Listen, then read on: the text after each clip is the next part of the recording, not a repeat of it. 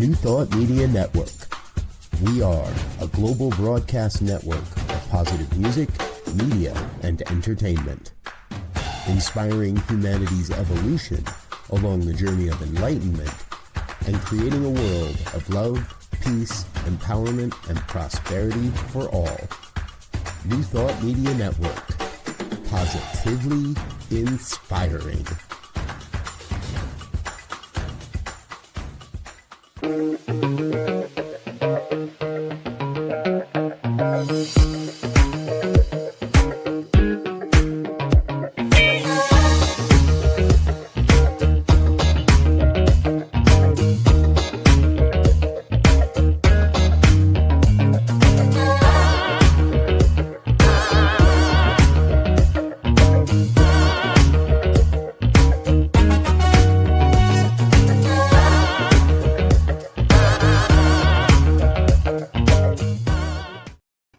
And hello again, dear ones. Dr. Robert over here.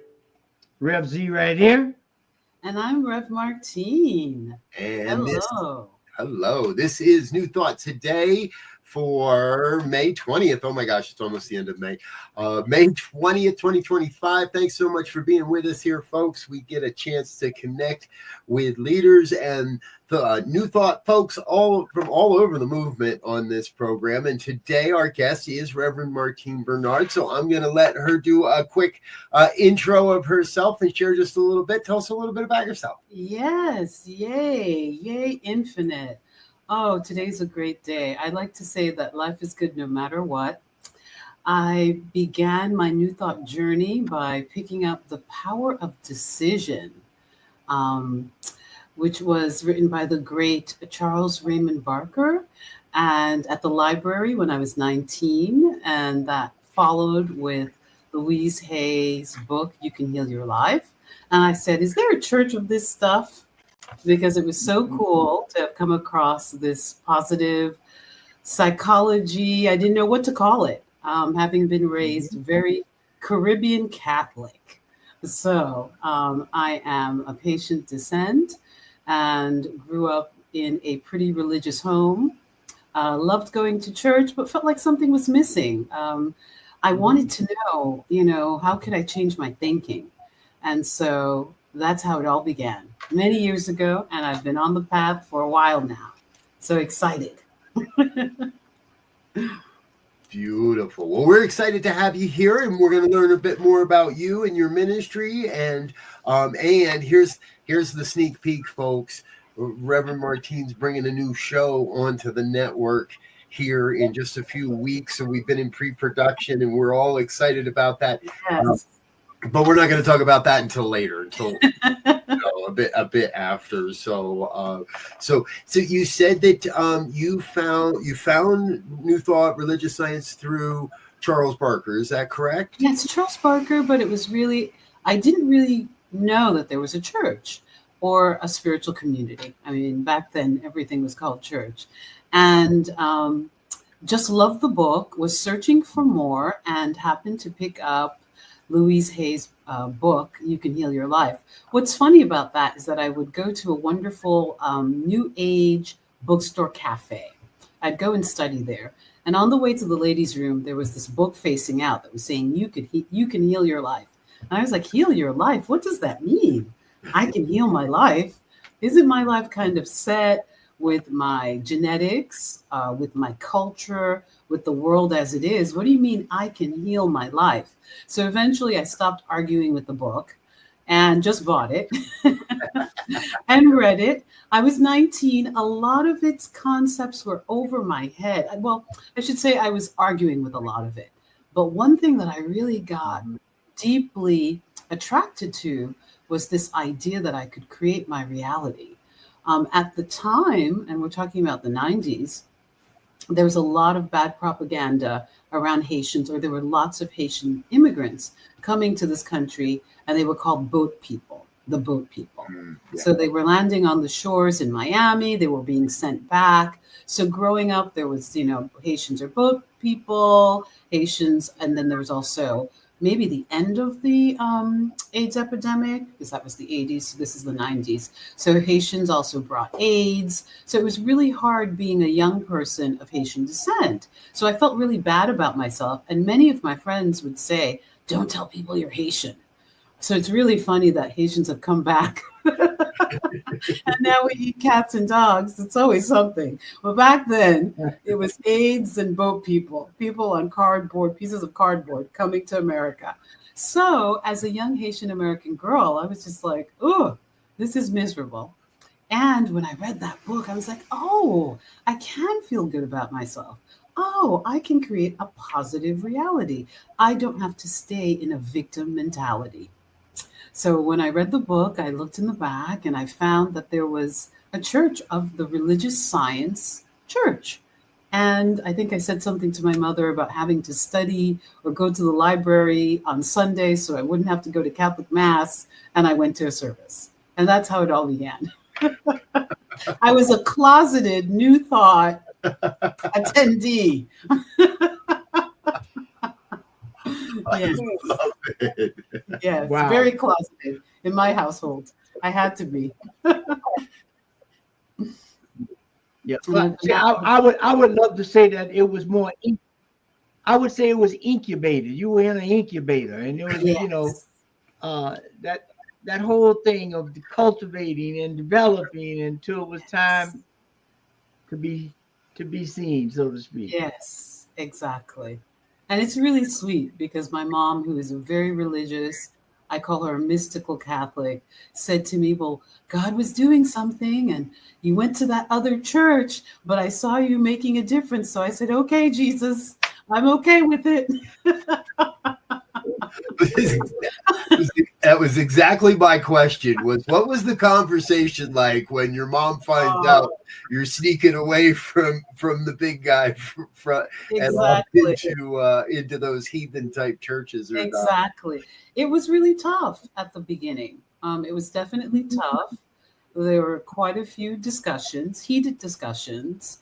But I think I think because my other siblings are not religious or spiritual at all, I think my mom is just happy that I'll pray for her. She said to me the other day, you know how to pray over people. I just pray. I pray for the world, but you pray over people. You're an incredible prayer warrior. And coming from the ultimate church lady and prayer warrior herself, that's a big compliment. So she's come to services. She'll say to me, well, you're not being positive. That lady that you're crazy about always says you have to think positively. Why are you being so negative? So now she's checking me. Mom is checking me. I love it. And that's an interesting statement in that, one thing New Thought teaches is that we have to be realistic. We not that we get stuck in the realism, but we can't do the spiritual bypass and act as if things do not exist. And so it's interesting walking the razor blade's edge, if you will, of how do you bring the attention of these things that grab our attention and can cause us to move into effects, and at the same time be able to highlight or raise above the positive piece so that you can walk that razor's edge, because it inevitably things happen. Yes. We're not even going to go into how they happen, but they do happen. And once they happen, we have to acknowledge them, and then we have to deal with them in a positive way and not get stuck in the mire and muck of the thing itself, not God thing itself, but the incident or the experience. And that's a tough charge today, I think. I think it is a tough charge. I mean, right now in the media, Haiti is in a very, very, very challenging state. We don't deny we know it's an illusion, but we always stay anchored in the truth. So we know that what's happening, or I should say, we know what's happening is real. We know that's real. We don't deny the reality of circumstances and situations, but we hold the highest truth. So for me, as a Haitian American, hearing the very challenging, sad stories about the political situation in Haiti, I just always have to stay anchored in, yes, there will be solutions. Yes, there will come a day where justice is served, where hardship begins to dissolve. One of my dreams, and it might be very far fetched, but is getting the Signs of Mind translated into Haitian Creole. And some of just the New Thought greats, but the Signs of Mind. I spoke with Reverend Michael Beckwith about that. He was like, "What's your dream?" And he said, that is something that's possible. So starting small, so that people, because in Haitian Creole, there's a word that a lot of the more rural people describe themselves as ti paysan, ti malheureux, little sad one. I mean, that's a literal translation of it. But that's basically I'm a small poor one, or a small meager one. And even in the language, imagine if people didn't have that languaging as a description of themselves. That alone could begin to change consciousness and could begin to impact the reality, the daily life of people back home. Just changing language about who you are in this universe. And so reading the Signs of Mind, later the Signs of Mind, but first Louise Hay and The Power of Decision by Charles Raymond Barker got me thinking about, wow, what language am I using? And one of my favorite ministers who's a mentor, Reverend Carlos Anderson, always says, you're not a victim, but you may have had experiences that have victimized you. So we don't deny the experience, but we don't take on the identity. And so that's what I experienced in reading You Can Heal Your Life, that my identity wasn't this broken Haitian girl who came from a country that had had a dictator and that was always going through some horrible thing. It wasn't my identity. My identity was an ageless, timeless being, unlimited in the cosmos. And if I identified with that, my experiences would change. And they began to change.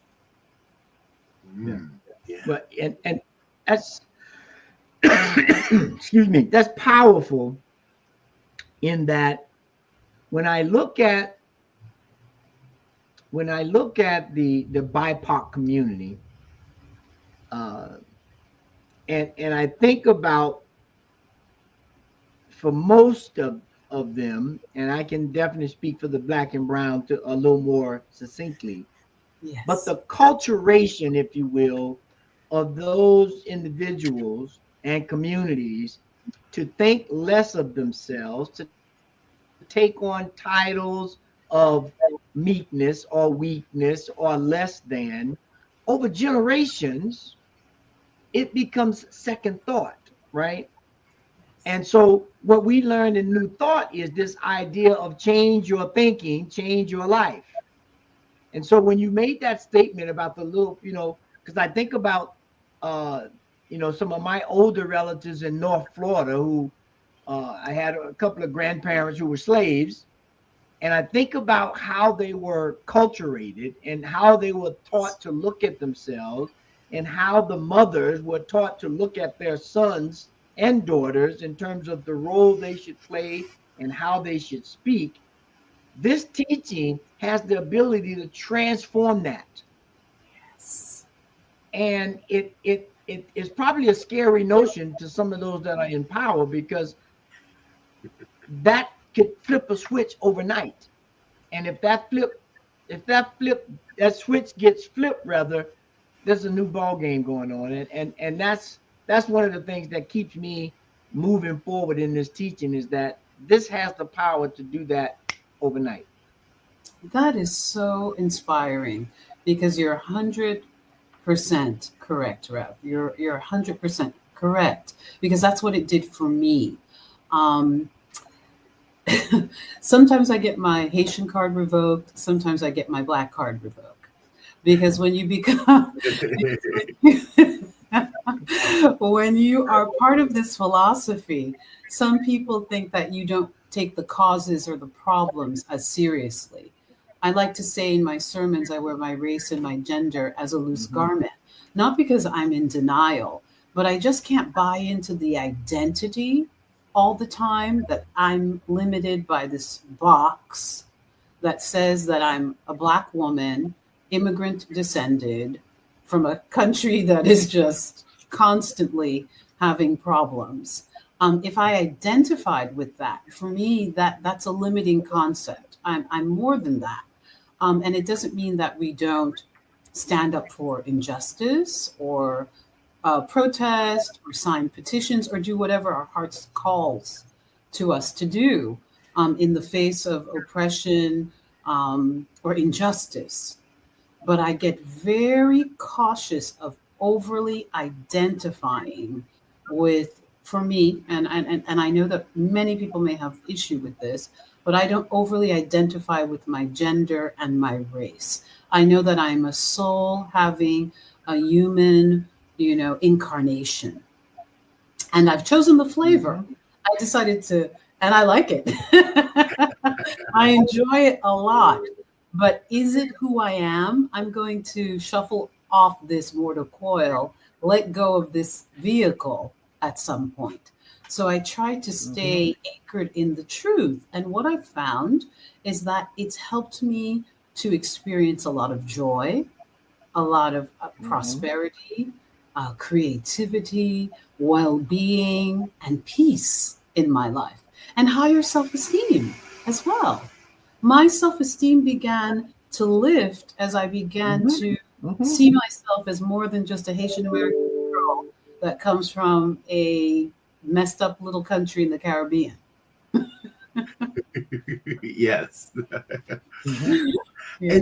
And so that leads me to that interesting point that at what point is there kind of that awakening that takes it the next step? Right. To me, what I hear is New Thought, Science of Mind open the door for that self-awareness. Where does it take the giant leap to, oh, I want to do this thing called ministry? Wow. Well, it's so funny. My background is I'm a creative. I was a professional singer in Europe. I've been a hairstylist. I've been a makeup artist. I've been very involved in acting, fashion, and music. But I've always had a passion for spirituality, and people began to call me Rev. I thought it was absolutely insane. People were like, "You'd be a great psychologist." No, you're like a minister. You're preaching to me. And I thought that's a nice compliment, but that's not going to happen. And I think my programming, being raised Catholic, I remember at some point in high school, I went to parochial Catholic schools all my life, from kindergarten to 12th grade. And so I went to an all-girls Catholic high school, and I had Franciscan nuns. And I know people always talk about the horror stories, but I had some great nuns. I had some great nuns as teachers. And for a nanosecond, I wanted to be a nun until I guess I started having crushes on boys. So that went out the window in 10th grade. But coming from a very kind of, I call Catholicism a religiously conservative background. I never, all the priests were men, all the nuns were women. I never imagined myself as a minister. And so for a nanosecond, I thought about being a nun, but it was people in my life. I began attending after reading Louise Hay's book. I began attending a Unity church because the religious science church that I attended closed down after 2 years. Reverend Gould came from Los Angeles to Boston, opened a religious science church. So it was, 25 years ago. I started attending, but then he passed away fairly quickly. And it was amazing. It was the first time that I heard the infinite intelligence of the universe is guiding your life. You're a co-creator with the infinite. I was like, I'm a co-creator with the infinite? Wow, that sounds amazing. And so after he made his transition, incredibly mystical, powerful spiritual leader, people were saying, oh, we're going to go to Unity. And I said, what's Unity? They said, it's science of mind with a little bit more Jesus. And I said, I've been raised Catholic. I can deal with a little bit more Jesus. I'm cool with that. So I began attending a Unity church. Yes. And I was part of the music ministry. So my path to the ministry was through music. So I became a singer and a soloist in many Unity churches here in New England. And folks would say, oh, Rev Martine. And I would say, Rev Martine. And they would say, yeah, that one thing you said right before you started to sing, that sounded ministerial. And I was like, it was one line. What are you talking about? And so it was really funny. People just started calling me Dr. Rev Martine. And I said, I'm a singer. They're like, no, you are. No, you're not. You're a minister. And so I guess it got into my mind. And from then, I really began to consider it. And I had a random friend. I was having coffee with a friend, a Jewish friend of mine, who said, you're a minister. And I think it was the tipping point. And I said, something? People have been saying this for years. I think I am. I think I'm going to sign. Well, I see you being a minister when you're older. And I'm like, when I'm older? How older? And I was like, I hope it's not too old. They're like, he was like, not too old, but you're going to be a minister. Oh my God. And I took it to heart and all the signs. And I said, okay, divine. Okay, spirit, I'll heed the signs. Right. Beautiful. Well, I think you picked the right avenue, because I will say, when it comes to this older piece, right, that my kids keep saying that, and I keep telling them, I don't know how you think you're getting any older. I'm not. And, but really, New Thought is like the fountain. I figure it's the fountain of youth. Yes, it is. Because none of us look as old as we are. Anybody that's been around for a while in this movement, we all just kind of stop aging at a certain point. And I had a friend say that. I had a friend say, oh my God, she looks 60 and she's 80. That Rev is like 80 years old. And so it's true. I think it keeps our minds young. We're creating the science is backing it up. We're creating new neural pathways. We're, renewing our minds. So. And here is something you said that I think is right in line with that, in terms of renewing consciousness, in that a lot of us have come to this movement from different religious backgrounds. And we've been able to make the translation from what we were to what we are, if you will. And so it gives us this, a friend of mine, I started out as a Christian, became a Muslim, and studied some Egyptology, and I've done a lot of things. And a friend of mine, dear friend, who was a mentor of mine that knew me since I was a teenager, and I had a confrontation with someone about my Islamic bringings, if you will. And my friend said, well, don't worry about that, because what you are a multilingual New Thought minister. Yes. And that idea of multilinguists, to be able to take a principle from New Thought and relate it to Christianity or Islam or Egyptology or anything else at a real point, not at just an academic point, but at a lived point, allows people who feel like they're trapped or lost to expand, to recreate themselves, to reimagine themselves, which is exactly what this teaching does. Because Ernest Holmes says, I didn't come to start a new religion. I came to highlight the golden thread that runs through it all. You pick one, and I can show you where this thread goes through it, whether it's monotheistic, polytheistic, or if you want an atheistic. It's all one teaching. And I think that's what this gives us the opportunity to do, to break those barriers. And so I'm always excited. That is so exciting. Thank you for that description and just that inspiration, because that's what I feel in the idea of bringing the science of mind, or the idea of translating the science of mind into Haitian Creole. There are many Haitians who are very, very Catholic. We're a very Catholic nation, but Haitians who are very much into voodoo, the kind of African ancestral, earth-based, I would say, pagan-based religion. And it's applicable even if you're not, a Christian doing a more traditional form of spirituality, because I think it's so universal. At our core, I think what was so powerful about discovering science of mind and the New Thought movement is that at our core, we do know we create our reality. We do know that life and death are in the power of the tongue.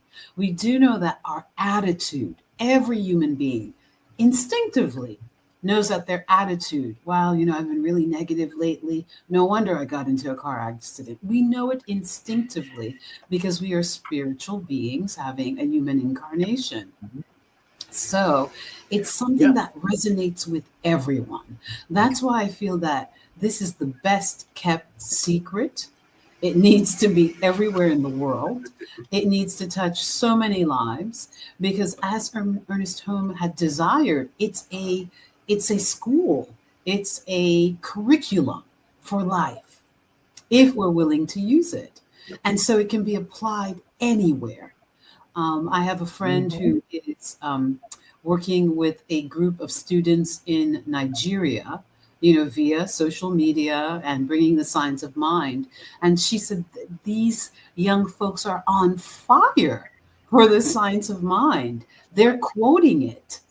They are having miracle manifestations because they're so on fire for this philosophy that actually brings spiritual liberation and freedom. And so I think that as we expand globally, thank you, God, through social media, we can liberate people from the prisons of the mind and cultural constructs that have held them trapped for so long. And that's exciting. When you brought up the voodoo, and I'm thinking about, my mind automatically went to the Orishas of West Africa. Yes. And thinking about how, which then took me back to the gods of ancient Egypt, which in their vernacular were not gods as we see God. They were aspects or divine emanations of the one thing. And these represent laws and principles. And it's amazing. When you it's can make really that amazing. It's really amazing. And they are allegories and mystical stories that are attributes of the one mind, the one source, the one love of the universe. And so it's really applicable and it makes sense to anyone. That's what I love about New Thought. It's so practical. It's practical. Some people call it practical Christianity, the old New Thought tradition, or the practical mind cure movement. I've been reading about Phineas Quimbley, the founder of New Thought, who was, doing a clockmaker in Maine, who was hypnotizing people, and he called it the mind cure movement.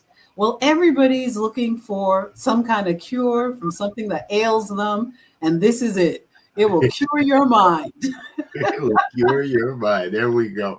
All right, folks. We do need to take a quick break and let a couple of our sponsors say hello. However, we got plenty more coming with Rev Martine. I've got a couple of questions that are just like, ooh.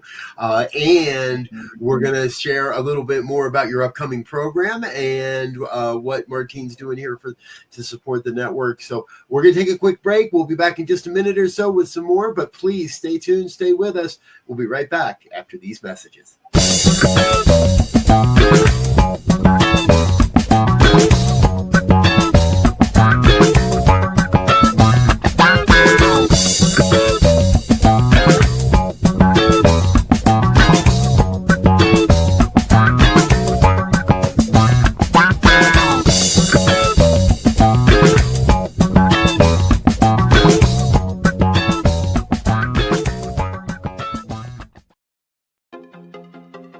Welcome to the Convention of the Americas 2025, Rising Together.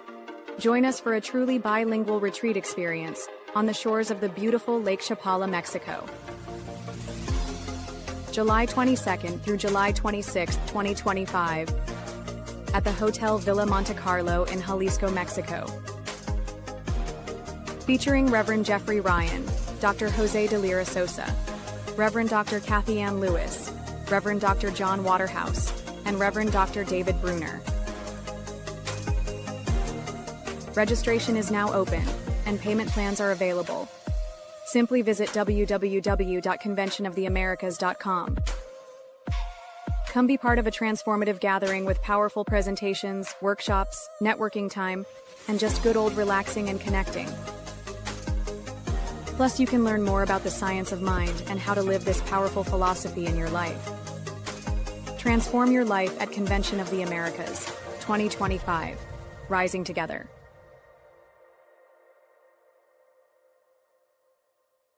And we're back with more of New Thought today here on the New Thought Media Network. My brother, Reverend Elzia, and I, and our special guest, Reverend Martine Bernard. And all this talk, Reverend Martine, really kind of brings me back to a kind of a centralized question that I'm asking a lot is, how much bigger can we get? And New Thought, totally agree. Got to be out there. And, we were just sharing a spot there for a bilingual conference that happens in Mexico. And folks, it's a great time. If you can be there, be there. And as you were sharing today, I've been reflecting that there is a strong New Thought presence on the island of Jamaica. There is a presence of New Thought on the island of Barbados. There's probably influences and presences on other Caribbean islands that I'm not aware of. I guess, so my question for you, has there ever been kind of that pull, that tug, that sense of the calling to take this back to Haiti and beyond just translating the book into Creole, but actually getting back there and planting a church and starting a center and really diving into ministry in that aspect? Yes, and yes. Yes, definitely. Once again, like I said, this is the best kept secret that's out. And so we're going to make sure, I just feel like it's my call to, begin a small school, begin a small church. Many people have done it single-handedly, independent individuals, and then churches and outreach. I have an opportunity to have been ministering at a wonderful church here in Newburyport, Unity on the River. And this is something that I plan on bringing to the community, a possible fundraiser so that we can kickstart a small study group in Haiti. And many people still go. I know that there's a lot of bad news that comes out of Haiti, but people go back and forth very, very safely. I always like to remind my American friends, it's kind of like, imagine if one particular area that was having problems in America was the only place broadcasted that they only spoke of. We know that there are places where, it's peaceful, nothing's happening. Well, it's the same in Haiti. So only the bad places get the bad news. Yeah. So, yes, taking it back home, bringing it to people. Haiti has a population, 50% of the population of Haiti is under 25. So young people are actually, the first language used to be French. I'm a French speaker. My parents worked for the UN. My mom taught French. I'm a native French speaker. And Creole, Haitian Creole was my second language. But today in Haiti, most young people speak Haitian Creole and English. Because, of course, everybody's on social media. Everybody has a device. So it really would be an easy shoe-in to go in and begin to give classes or even talks in English, in Haiti, everywhere, and that you don't have to leave your respective spiritual path. One of my favorite teachers and gurus is Yogananda. He has a great quote, "The religions are like pearls around the neck of God." So, and of course in New Thought, we believe in oneness. And Ernest Holmes' ideal focus was that this would be a teaching tool. You could be of any religious background or spiritual tradition and incorporate the science of mind into your life. You didn't have to leave anything behind, And so I believe that would work perfectly in a place like Haiti. We're not taking you away from your religious or spiritual tradition. This is an addition, in addition to. Nice. Yeah, and we need that so much today, right? Oh, we certainly do. I wanted to just quickly mention also the global South is where it's at. People tend to be very spiritually oriented and open. And there's so many young people. I think Africa is 50% the population of 50 billion people. There are lots of people there.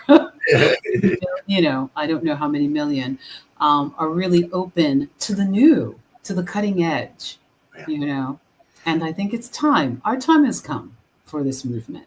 I think we can expand globally very, very easily. Yes.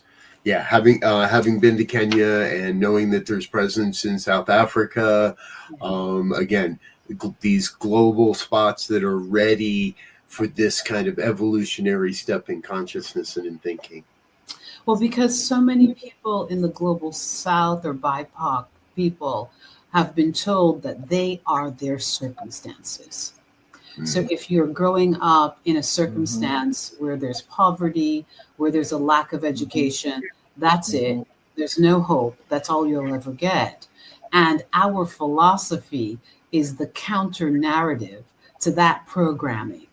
You are an unlimited being. And by the power of your thinking and your emotions and the power of prayer, affirmative prayer, you can change your life. That would sell. That's a Reverend. That set me on fire. And you think about it, I of course I had to go to the Googles, if you will, to get those facts, right? Because these numbers matter now to the young people in terms of how they hear things. Africa is 1.5, almost 1.6 billion people. But the interesting part of it is the continent makes up 19% of the world population. Wow.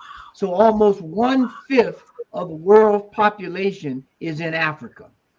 Wow. For those that are in control and not wanting these type of teaching and these type of experience to be spread to a fifth, that creates a fear factor. It certainly does. Think about the explosion of world music. I mean, I've been listening to African music since I was a child. My parents were teachers for the UN in Kinshasa, Congo, which is Belgian Congo back then. So it has taken off. I'm in CVS and I'm hearing African Afrobeat playing, and all of the musical artists that are coming out of Africa. So we know that now that I feel that we're coming into a consciousness of oneness. Everything is being spread back and forth. Why not for this philosophy? Why not? Yeah. For young people who are hungry for the new and cutting edge everywhere. And you being a musician, a professional musician, I'm a has-been, high school musician. But the idea Not when I think true. about when you said that, I think about back in the day. I used to listen to King Sunny Ade out of the West African tradition, or a Kula Kula, what's his name? Oh, Fela. I forget his name right now. Look at Fela Fela. Kuti, Yes. Nigeria. Fela Kunte. Yes. Imagine this message over top of that music. Yes. This is real. This is Next this level. is not just potential. This to me is reality, because social media has connected us.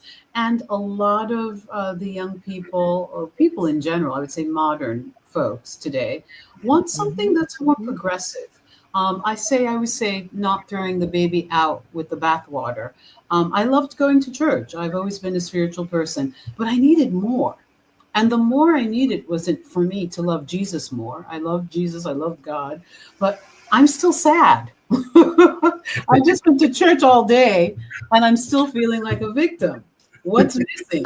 And we spent hours in church. Some people would bring snacks. 4 hours. Haitians do 4-hour church from 10 to 2 p.m. So with all of that churching, I was still sad. I was still depressed. I still had low self-esteem, and I still felt powerless to my circumstances. Mm-hmm. And I think that that's many people today. And so the science of mind and new thought to me is a bridging of both of those traditions with positive psychology. And science is now proving everything that we new thoughters have been saying for a very long time.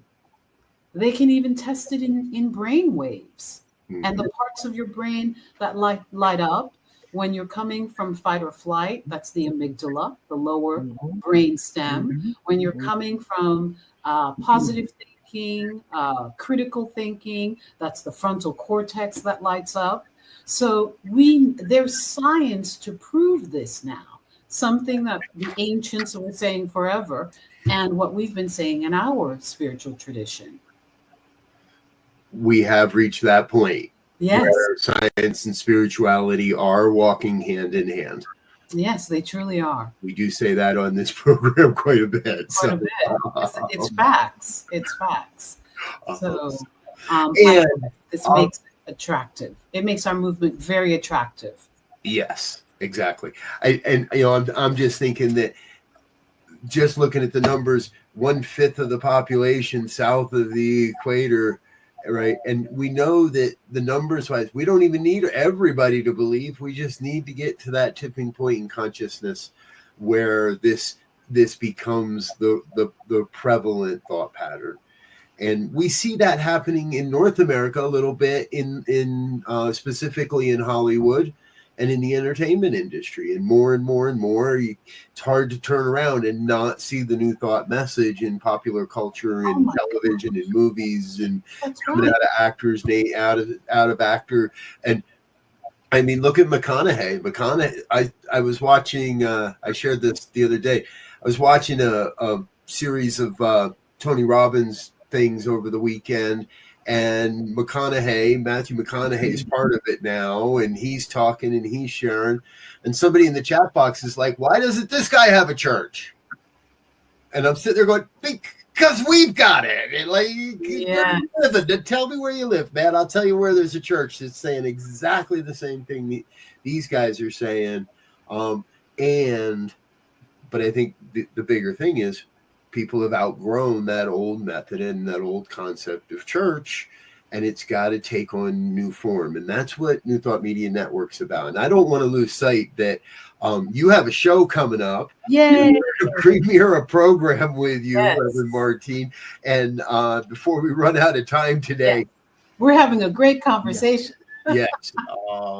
And I think this is perhaps one of the more creative names we have come up with, and I think it so fits for who you are, not only in this moment, but as you share more of your history with us and your upbringing with us, this just makes sense, right? What would you say? Yes. What would Louise say? It's really exciting. We will be airing on June 10th, coming up soon. And this is really pivotal. She's been a teacher, a spiritual teacher to me. And in fact, I had an incredible experience where I met her. I'll talk about that more on the show. I was able to meet her twice in person. And it was just, there are no coincidences in the universe. Mm-hmm. And that book has been gifted to so many people in my life. They're probably sick of me.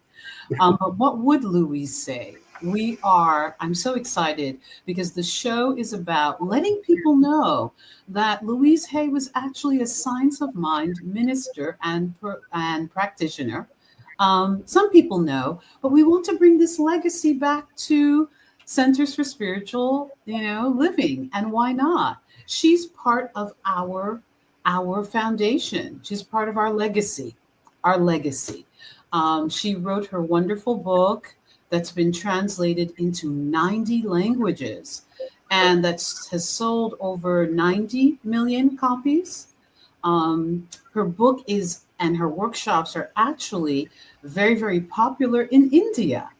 And since I am now a certified Louise Hay coach and teacher, there are many workshops. There's so many workshops in India.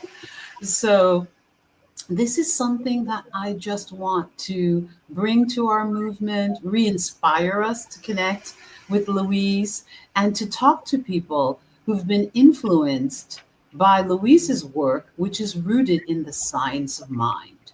Her book was basically a secular rewriting or inspiration of the Signs of Mind and Spirit, our foundational text. So it's going to be exciting. It's going to be fun. We're going to talk about all those topics that people don't talk about. We're not going to be afraid. So people will be able to send in their questions. And I think we're going to have a fantastic time. I can't wait. Yes. Exactly. Yay. Yeah, I can't wait either. I'm going to mark my calendar here. Oh, we're going to have you on. What time? I would love to be on. I definitely want to. Because I think this idea, again, that's a multilingual or multilinguist move right there. Because there are a lot of people into Louise Hay that have no idea that she was the science of mind minister and practitioner. That's right. And there are many offshoots of that. Now, imagine what possibilities are available if we say, here is the root or here is the well from which Louise drank. Yes. Come and get your drink. Who knows how it might inspire you? Precisely. So I'm getting goosebumps here right now. Or God bumps, as they say. I'm just God bumps, not the goose. Well, let's give everybody a sneak peek of the intro video, folks, and then this should answer most of your questions about when and why. But let's just run this real quick. What would Louise say? Join us every Tuesday at 10 a.m. Mountain Time. Hosted by Rev Martine Bernard. Explore the wisdom of Louise Hay. Brought to you by New Thought Media Network. Dive into Louise's teachings. Experience healing and empowerment. Rev Martine shares insights. Connect with a contemporary audience. Unlock your potential. Transform your life with love. Embrace positivity and healing. Join our vibrant community. Ready to join us? Let's spread love and wisdom together. Please like, share, and subscribe. Only on New Thought Media Network, positively inspiring.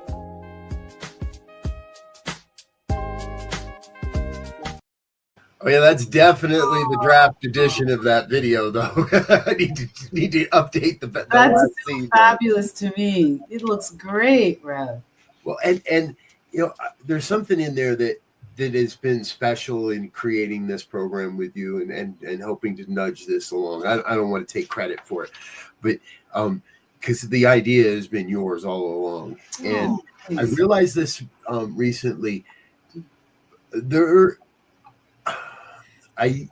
There's a whole new language out there these days that I don't understand, that I can't speak, but the young kids can.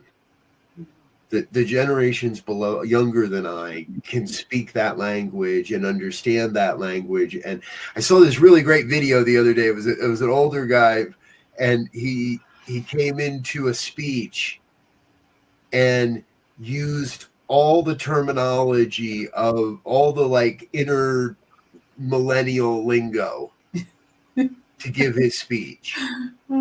I didn't understand a damn thing the man was saying. But every kid in that high school auditorium was rolling in laughter. We're getting up and high-fiving each other. We're jumping up and down like it was a comedy show on a rock comedy show type thing.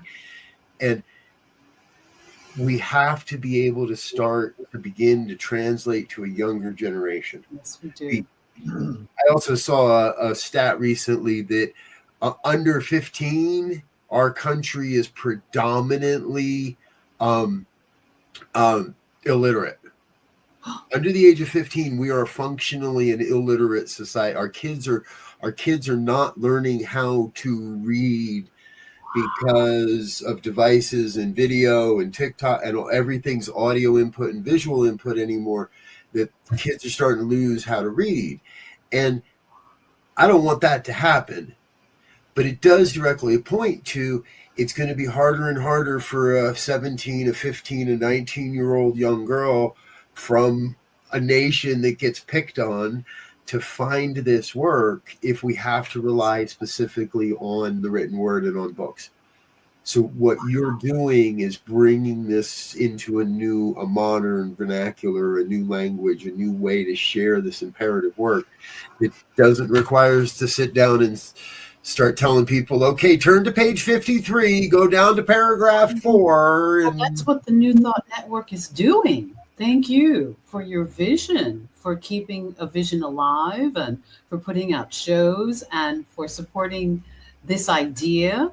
I think that's what's so remarkable. And that's the way we're going to have to do it. It's going to have to be bullet points and getting it out through social media. Yeah. And I think, again, and I'm on this multilingual thing. So please. It is. It's about being multilingual. That's right. But, I thought about, like, my daughter is a 4th grade teacher, and she'll be working this summer on developing or enhancing a reading curriculum. Because as we said earlier, we have the science now. We know that when I speak, a certain part of my brain lights up. When I view something, another part of my brain lights up. When I read something, both of those parts of the brain fire, because when I'm reading, I have to create a visual image of it. When I'm reading, I hear audio. Even if I'm reading silently, the vibration of reading those words are being emitted. And so that's why from the basic language of teaching, you learn better if you hear it, read it, write it, and say it, right? Your memory of the fact gets enhanced by each one of those faculties that you use. And that's what it means to embody something. Yes. So that when I see a vision, when I see something, it automatically triggers a whole thing. Or I hear something, it does a whole thing. And we have to begin to look at when science and spirituality walk hand in hand, from the visible into the invisible, because that's what we're dealing with now. That's what these principles are. Invisible principles that must be activated consciously, because they're working regardless. But when we do it consciously, it all works at a fabulous rate. And so I'm excited. If This you is can't hear me say it, but, you know, and it is exciting. But what you said, it's working anyway. And I think that that's like the fine print. And it was working anyway in my life as a young immigrant girl being raised in this country. But I didn't realize that the fine print or the subtle message was victim, impossibility, that's not going to happen. And so it's a message that I believe could resonate with all young people, because young people look at this world and get freaked out. They're like, oh my God, how can I be here? How things aren't going to change. And so this philosophy is all about holding the vision and eventually embodying the vision. Embodying the vision for your life and for the world. Yeah, and that's something that Louise was able to reach people of all walks of life, all genders, all globally. And so, yay, we're bringing her back. We're bringing her back to New Thought, to Science of Mind. Exactly. Oh, I love it. I love it. Folks, we're going to take one more quick break, say hello to our organizational sponsors and individual donors, but you don't have to go away because we're coming right back with our final thoughts. We'll be back after this.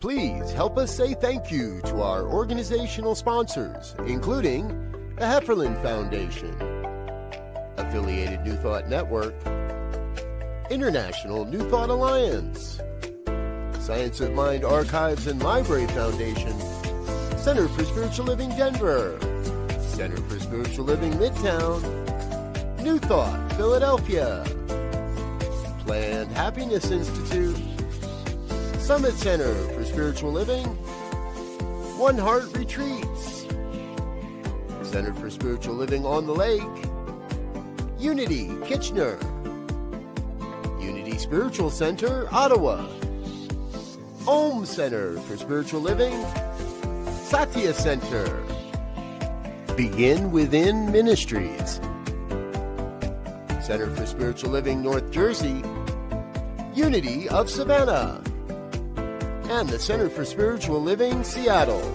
as well as all of our individual donors. Thank you for being part of the New Thought Media Network. Please like, share, and subscribe.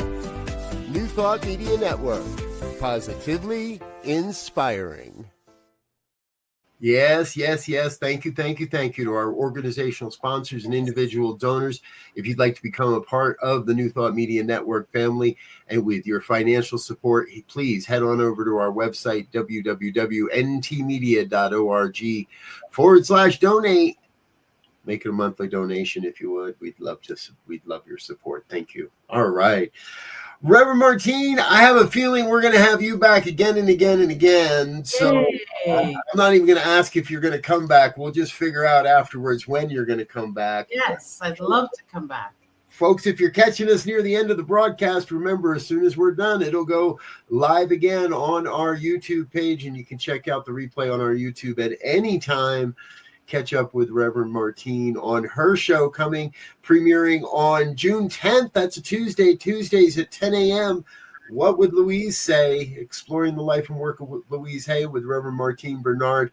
Again, that's going to start on June 10th. So we're really excited for that premiere. All right, before we go, Rev Z, final thoughts.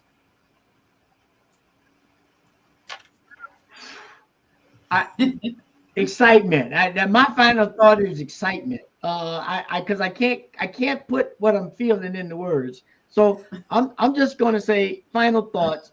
Be excited about life and transformation and plugging into the source of life so that we can do this work that needs to be done. Beautiful. Yes. Thank you for that. My final thoughts are, life is good no matter what. So whatever your circumstances might be, wherever you are, whatever your neighborhood, if you're a young person, whatever your neighborhood might look like, and your experiences up to now, when you begin to declare and you look for that goodness in your life, you will find it. And the more good you find, that will be an energy. That will be the fuel for the possibilities that can manifest in your life. You are a champion. Don't give up. Don't lose hope. You have important work to do in this world, and your thoughts are powerful. Become aware of them and shift them. Every moment, just shift your thoughts. At 19, I realized I wasn't a victim. I was victorious, and I could have a beautiful life. And that's possible because life is good no matter what. Yeah, Reverend. Yeah. I gotta make my way out there. Come watch the show. And come watch the show. There we go. I gotta make my way out. I got to make my way out east to come see you preach some morning. So, Yes. Folks, I want to thank you for being a part of what we're doing here. And, my final thought in all of this is that I feel so blessed by this new friendship that we've developed over the last couple of years. And not only that you're coming onto the network, but that every day we get the opportunity to speak with more and more people that are doing the good work of sharing this message, of bringing this life-affirming science of mind and new thought philosophy into the world in ways that people can hear. And over the last year or so, I found myself with that phrase a lot, with those with the ears to hear, those with the ears that can hear, that are open and receptive to this message. And so I'm just blessed because I get great friends like both of you two to play with all the time, and that's a good thing. Yes, Folks, yes. Folks, we'll be back again next week with more of New Thought Today. Reverend Martine, you don't have to go. Don't have to go away because we've got the after party after this. But everybody else, party hardy. Everybody else, we're going to get out of here and let you get into the rest of your day, and look forward to seeing you again real soon. Until then, we wish you blessings. Bye, everyone. Bye now. Think a positive thought.